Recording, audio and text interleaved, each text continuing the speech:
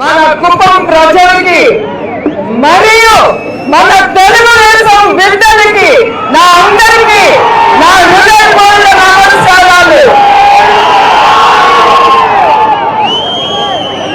ఈ కుప్పం అడ్డాలో మన తెలుగుదేశం జెండాని ఎగరాలి.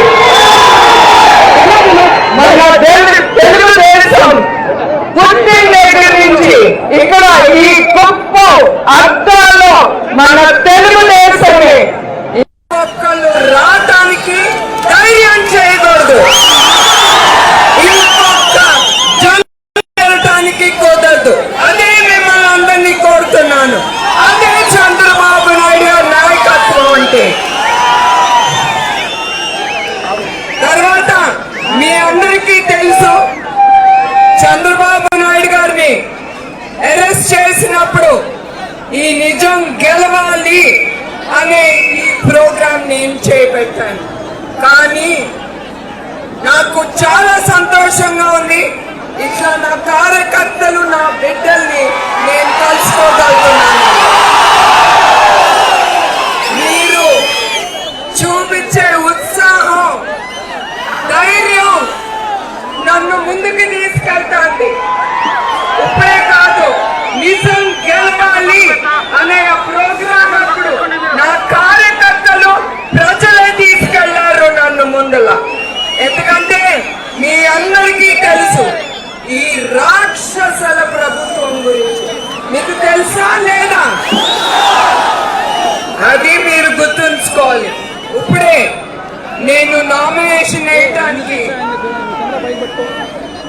గుడికి వెళ్ళిన తర్వాత, బయటకు వచ్చిన తర్వాత స్టూడెంట్స్, నిరుద్యోగులు, అన్నదాతలు, స్త్రీలు, వికలాంగులు అందరూ వచ్చి డబ్బు ఇచ్చారంటే అక్కడే చూపిస్తుంది ఈ గవర్నమెంట్ ఏమి పని చేయట్లేదు ఏ వర్గానికి కూడా. అదే చంద్రబాబు నాయుడు గారు ఉన్నప్పుడు ఆయన ప్రతి వర్గానికి ప్రజల కోసం ఆయన పోరాడారు. అది ఒక నాయకుడు అంటే.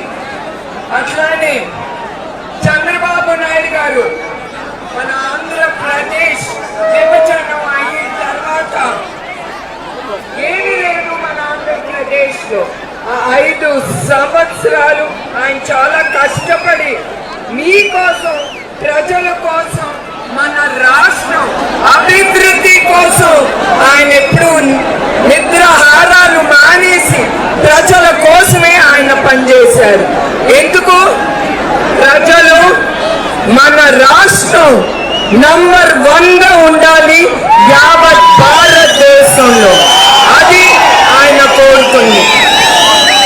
అట్లానే ఆయన అన్నదాతలు కూడా పోలవరం తర్వాత ఉద్యోగాల కోసం కియా మోటార్స్, ఐటీ రంగం ప్రతి ఒక్కటి ముందుకు తీసుకొచ్చారు.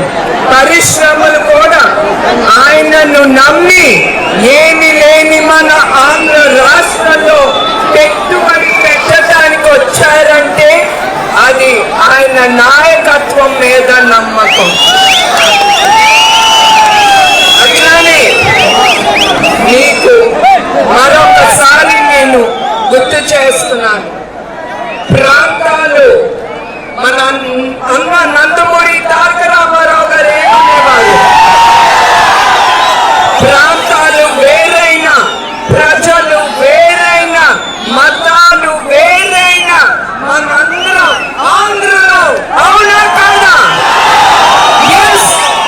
మన కోసం, మన ఆంధ్ర రాష్ట్రం కోసం మనం పోరాడాలి.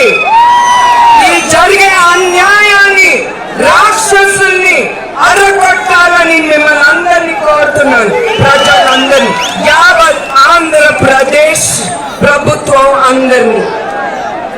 అట్లానే మన కార్యకర్తలు చాలా మందిని కత్తి తీసి నడి రోడ్లో చంపేశారు. ఒక్కరు కాదు, ఇద్దరు కాదు, చాలా మంది మన తెలుగుదేశం కార్యకర్తలు. అట్లానే మన ప్రజలు వాణ్ణి కూడా చంపేశారు. దేనికోసం? వాళ్ళ వాళ్ళు డబ్బు కోసం డబ్బు డబ్బు డబ్బు దానికోసం ప్రజల్ని కూడా నాశనం చేసేశారు. మీ బ్రతుకులో అంధకారం దించేశారు, రాక్షస పాలన తీసుకొచ్చారు. రాక్షసులు ఏం చేసేవారు? ప్రజల్ని పీకుండనేవారు. అట్లాంటిది ఇప్పుడు ఈ రాక్షస ప్రభుత్వం వచ్చి ప్రజలందరినీ పీక్కుందంటాను. అది మీరు గుర్తుంచుకోవాలి. అట్లానే మనందరం ఒకటి, ఎవ్వరూ మనందరినీ విడదీయలేరు. అవునా కాదా? మనందరం ఒకటే. మనందరం చెయ్యి చెయ్యి కలిపి మనందరం అందరినీ ఎదుర్కొని, దెయ్యాన్ని భూతాన్ని ఎదుర్కొని ముందుకెళ్దాం. మన ప్రభుత్వాన్ని తీసుకొద్దాం. దానికి మీరు సిద్ధమా? మే 13న మనము కురుక్షేత్రాన్ని ఎదుర్కోబోతున్నాం.